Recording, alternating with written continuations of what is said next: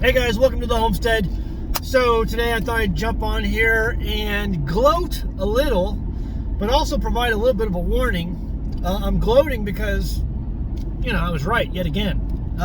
We have reached 7%, supposedly, inflation. And I told you guys a long time ago this was coming, a higher inflation for this country. And I'm telling you right now, it's only getting started.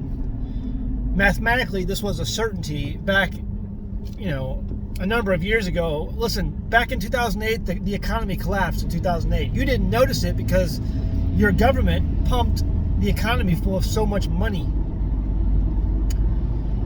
Now, 7% is a joke. Everyone within the sound of my voice knows that prices of everything has gone up more than 7%. Everything that you normally buy. But the way they calculate this is they leave out the numbers containing food and energy. So food and energy items are not counted, and so things related to food and energy are never counted, and that's what the majority of your income gets spent on. Think about it. What do you spend your money on mostly? Food and energy. Heating bills, gasoline bills, eating out, groceries, water bill, all this stuff that you spend the majority of your money on, it's not counted. So the way they skew the numbers this way on purpose. They do that on purpose because they want to keep the numbers low. So the real inflation rate right now, ladies and gentlemen, is probably around 20-25%, heading towards 30. That's the real inflation numbers. And it's been that way for at least a year or two. People think I'm crazy, but I'm telling you, it's been that way. And it's just getting bad. It's getting worse. And it's going to continue to get worse because we're still printing money. They say they're going to taper, but they won't, because the more they taper, the more the stock market will crash, and then they will begin to print money again. And there's already too much money out there to stop this. You cannot stop this. At this point, it's a mathematical certainty. It was a mathematical certainty back, years and years ago. The cake is already baked. But anyway, I've been saying this on my channel for a long time, and some of you guys are saying, yeah, man, you were right. And some of you guys are real quiet because you told me I was wrong. I'm like, no. Back in 2008, this economy collapsed. They started printing money so that you wouldn't notice, to keep the game going. And now you're going to see the results of that. And that's when we knew we had to get out of the city. Because when this collapses, it's going to be like the fall of every empire throughout history. Again, I say it over and over, I'm a student of history. I love history books. I love history channels on YouTube. I love everything about history because you can learn so much from it. It's your most important topic for your homeschoolers out there. You should all be homeschooling. History is the most important topic, because you learn so much from it. You learn about what is successful, and you learn about what will lead to failure. And ladies and gentlemen, when the Roman Empire collapsed, the Roman Empire was built to basically city-states. And they had all these cities that enjoyed all of these nice things like bridges and nice roads and aqueducts and all of these things that just before were unheard of. And they enjoyed security because they paid armies to protect them. And they had all of these nice things. But when the empire got so vast that they couldn't keep up with it anymore, and they began to lose their tax base, what did they do to keep the ball rolling? They had these silver coins called the silver denarius or drachmas or all kinds of different coins, but they started to take the valued metal out of those coins little by little by little, so that you didn't really notice, but eventually you did notice. So by the time of 300 years after, 300 BC, 300 AD, 300 AD, there's very little silver content in your coinage anymore. And your money's not worth anything. So we need silver to pay for this, we need silver to pay for that, we need gold to pay for this. Well, they'd print this money, or they'd make these coins, and they just took a little bit less silver, they put a little bit less silver into each coin going forward. And then the next year they put a little less silver, and then a little less silver. And there was no money in it anymore. It wasn't worth it. And eventually there was a collapse in the currency because no one had any confidence in the currency anymore. It wasn't worth anything. That's where we are right now. Everything, all things of value have been taken out of our money. Article 1, Section 10 of the United States Constitution says that only states have the ability to mint coins of silver and gold for currency. That ship sailed a long time ago, and it started us on a countdown that was inevitable, going to result in a collapse. And that's where we're at today. We are inevitably headed for a collapse because our money right now, we're like Rome at about 300 AD. We have no money left in our money. So, what can you do? What can you do right now? You can kind of sit back and watch the show because it's a show. You're witnessing history. You're witnessing history repeat itself. So, I've said it over and over again. You've got to get out of the city. Why are you still in the city? Hey, listen, it's going to be bad out in the country too. But it's not going to be near as bad as it will be in the city. It won't be near as bad. If a collapse happens tomorrow, if the electric turns off, because usually when countries become economically weak, historically, what happens is, someone attacks them. There's always a score to settle. There's always a point to be proven.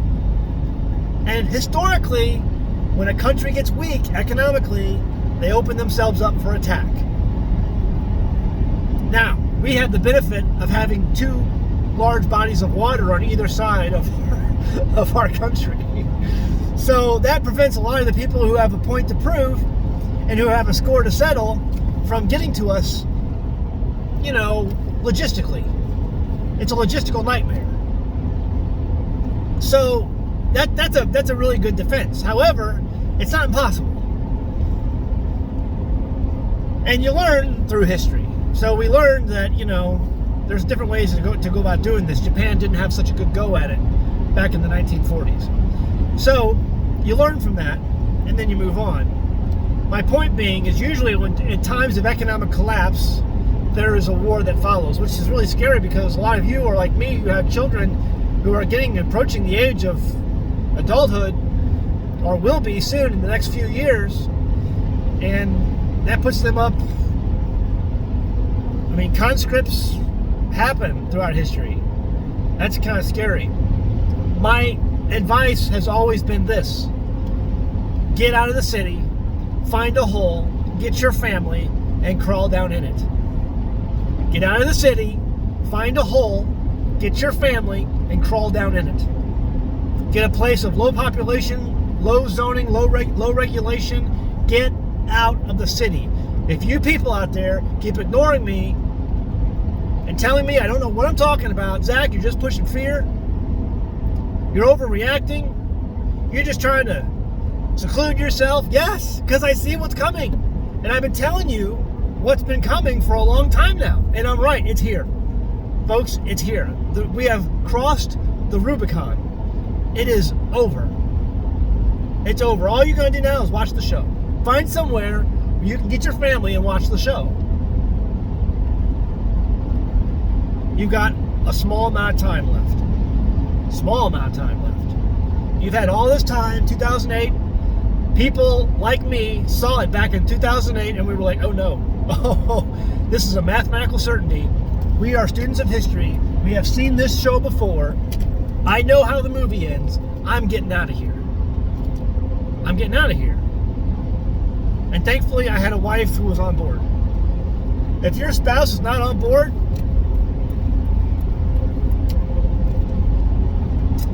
y'all didn't believe me. Some of y'all did. Some of y'all were like, oh, I don't know. Look at it. We are not at 7% inflation, ladies and gentlemen. We are about 20% and higher, and going up higher quickly. And the economists are deluding themselves, thinking that they can fix this. Mathematically, you cannot fix this. On December 1st, I believe, we passed $29 trillion in debt. In 2007, we were $8 trillion in debt. So from 2007 to 2022, basically 2022, the end of 2021, it went from 8 trillion to 29 trillion. Any day now, if it hasn't happened already, from the time of December 1st to right now, we are getting ready to pass another trillion. Do you see how it's accelerating? Just within 2 months, almost, December and now January, we are going to add another trillion onto our debt. It's accelerating. It's not going to stop accelerating. It's because people in our government don't know how to stop spending money. And it doesn't matter if all of a sudden they had to come to Jesus meeting and learn how to stop spending money. It's not going to stop it anyway. The cake is baked. Get out of the city, find a hole, get your family, and crawl down in it. Okay, I got some videos coming up that are hopefully going to help us prepare for this time that's coming. We're going to do a series on bartering. Bartering. What are great barter items? And I've been thinking about this for over a decade now. I've come up with some really good things. So we're going to talk about that and do a series of videos on that. We're going to be doing a butchering class coming up in video that you can download and purchase to learn how to butcher your own animal. Listen, nothing takes the place of practice and experience. But if this video can give you a heads up and a start, maybe we'll do that. We'll put it behind a paywall and you guys can, it won't be expensive. I won't make it too expensive. It'll be affordable. And that way you can learn. And I'm going to give you all kinds of materials. It won't just be a video. It's going to be materials and resources and things you need to know to familiarize yourself with butchering an animal and providing for yourself. And this will include a 4-legged animal because they all come apart the same way, and a chicken. So, stay tuned for all that. All right, guys. Love you guys. Thanks to my patrons who are supporting me on Patreon.com because YouTube hates my guts. Because why? I speak the truth. Like the video before you go, and I'll see you next time on An American Homestead. Bye.